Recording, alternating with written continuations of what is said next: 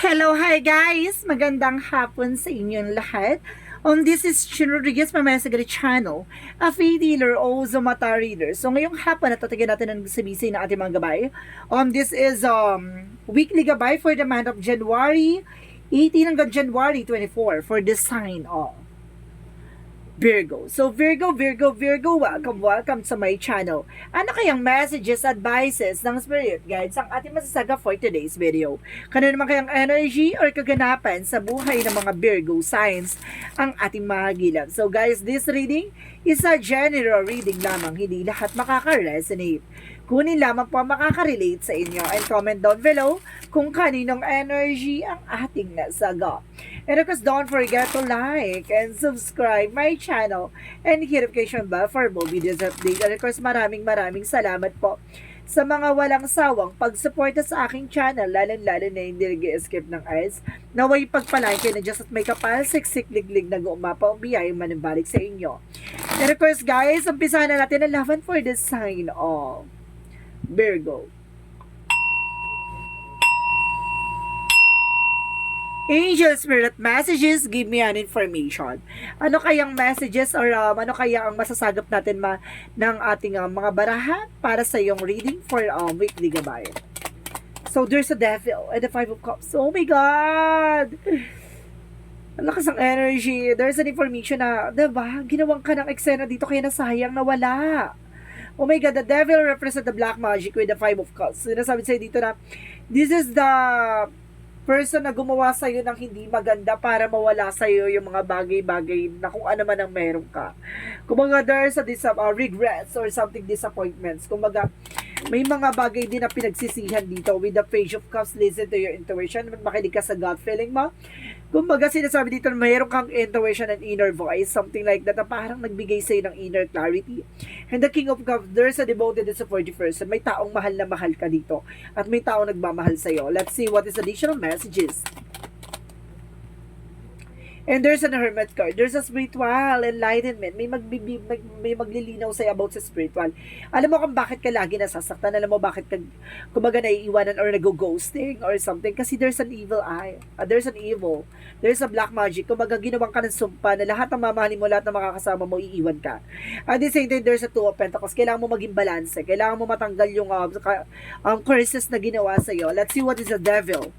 There's a 9 of Cups. So see, ito yung wish fulfillment. Kumbaga lahat ng mga bagay na hihilingin mo, lahat ng mga bagay na kumbaga gugustuhin mo mawawala. Diba gano'n? Kumbaga there's an information na curse yung ginawa. Sumpa with the 3 of Cups, no? Maring third party to or something kumbaga related sa'yo or relatives or something family or something friend or ex, no? There's a third party. Let's see what is the Page of Cups. So there's a judgment. So there's a wake-up call, no? Binigyan ka na ng intuitions with the Page of Cups. Kumbaga, nilaan ka sa angel's number or intuitions, sa dreams, or sa visions mo, maaring hindi ka nakikinig. So, ibig sabihin dito, kailangan mo mag-pay attentions. But there's an inner calling, no? And of course, there's a 10 of Swords. So, see, sinabotahi ka dito, ginawang ka ng eksena para lahat ng mga tao makamahalin mo, lolokohin ka. See, with the 10 of Swords, betrayal, kumbaga, cheating, lying, ano ko sa backstabbing with the 8 of Pentacles. So, ginawang ka talaga, no? Ginawang ka o pinatrabahuan ka ng black magic and mold. So, let's see what is the 2 of Pentacles. There's a Queen of Swords. Ngayon, naunawaan mo, nalaman mo ang kasagutan, nalaman mo na, at natuklasan mo na, at ngayon, hinahanap mo na ang pagiging balanse. So, let's see what is the Devil and the Knight of Cups. So, there's a the Moon card. Ito yung revelasyon. Ito yung hidden agenda, hidden enemies, no? Kumbaga, ngayon malalaman mo na, ngayon natuklasan mo na. So, let's see what is 5 of Cups and the 3 of Cups. So, see, there's a 5 of Pentacles. Gusto nito mahirapan ka.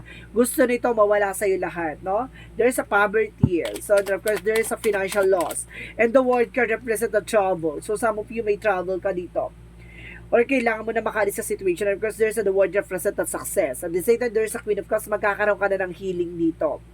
Na magkakaroon ka na ng healings. Let's see what is the Hermit card, the 8 of Pentacles represent the High Priestess. So there's a hidden agenda or hidden enemies. Talagang there's an information dito na parang, di ba, kumbaga mayroong ditong something unseen. May mga bagay na hindi ka pa nakita or may mga bagay na hindi ka pa natutuklasan. So let's see what is the 2 of Pentacles and the Queen of Swords. So there's an Ace of Pentacles. So there's a big money coming in for you. Kumbaga pag naging balance ka dito, natuklasan at nalaman mo na, naputol mo na yung mga bagay-bagay na yan. And of course, the Ace of Pentacles is a big opportunity, a big money, and of course, a big material offer. So let's see what is the outcome. Ang pinaka-outcome sa'yo dito is Queen of Wands, confidence. No? Kailangan mo rin magkaroon ng confidence and stability and control sa situation. Additional messages, there's a Six of Cups. See, ang gumagawa sa'yo, it's either your ex, your friends, or either related sa'yo, relatives, or kapitbahay. So, let's see additional messages for career. So, there's the lover. So, some of you guys, kumbaga, pagdating sa career, meron ditong something partnership. At the same time, there's a strength card. So, there's a confidence. There's a strongest energy na, kumbaga, there's an information, there's an everlasting promises. Pinagbuklod at pinagsama kayo dito about sa business na to. Kumbaga, pag natagpuan mo to, kumbaga, this is the solid foundation with the chariot card for an action. So, kailangan mo nang kumilos. Kailangan mo nang gumalaw. Kasi, kumbaga, nasasayang yung mga taong nakakasama mo or nakakasalamuha mo kasi meron dyan twin flame or soulmate connection na maaaring nag-end na. Additional messages for love life. So, there's a Nine of Pentacles. So, there's a blossoming abundance. So, magkakaroon ka ng masagana dito with the King of Swords. Kailangan mo lang putulin yung nagbibigay sa inyo ng complication. So, additional messages for health. So, there's a Seven of Pentacles. So, see, there's everything is fine. So, ibig sabihin dito, kumbaga pagdating sa health mo, kumbaga, nakukuha mo naman what you deserve, no? Yung mga bagay, there's an harvest time, pero at the same time, there's an everything is fine. So, ibig sabihin, pagdating sa health, nagkakaroon ka ng something, anxieties and deception and depressions, that because, kumbaga, yung mga pinaghirapan mo na, kumbaga, parang walang nangyayari, no? Kumbaga, gano'n, there's an everything is fine, kumbaga, ginawang ka talaga ng something swords dito sa katawan mo, no? Kumbaga, maraming sakit ang ginawa sa'yo. Kumbaga, grabe. Ang dami nakatarak. So, let's see what is additional messages for your magical fairy messages. For magical fairy messages, Angel Spirit Guide, please give me information. For magical fairy messages, so there's an admit to your true feelings to yourself, no?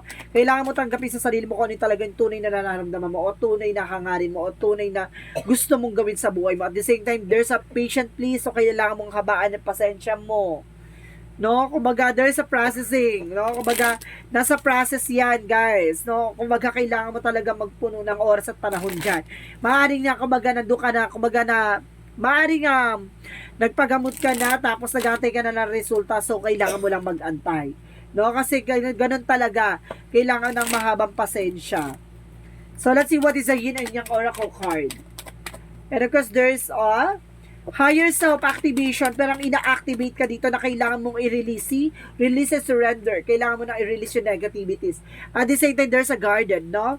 Protectionan mo kung ano man ang meron ka. At the same time, there's a distance. So, kumbaga, there's a long distance relationship. Maaaring malayo ka sa isa't isa. So, let's see what is the magical fairy messages.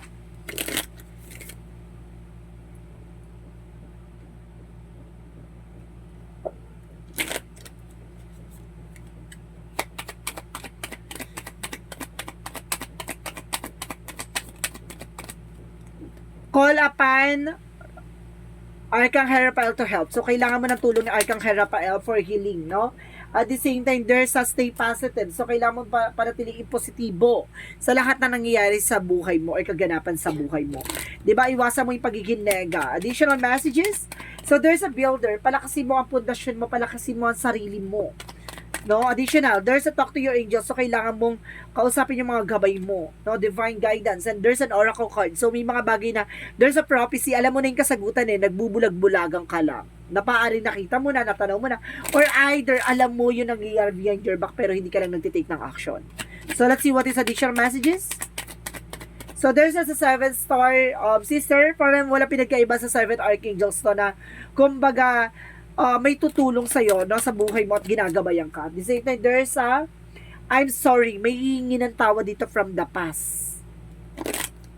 Maganda ka, there's an apology. So, let's see what is Archangel Michael. Messages for, you're on the right path, nasa tamang direction ka. No, nasa tamang eksena ka.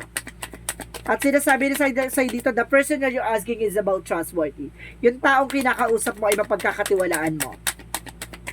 Additional messages for the chakra.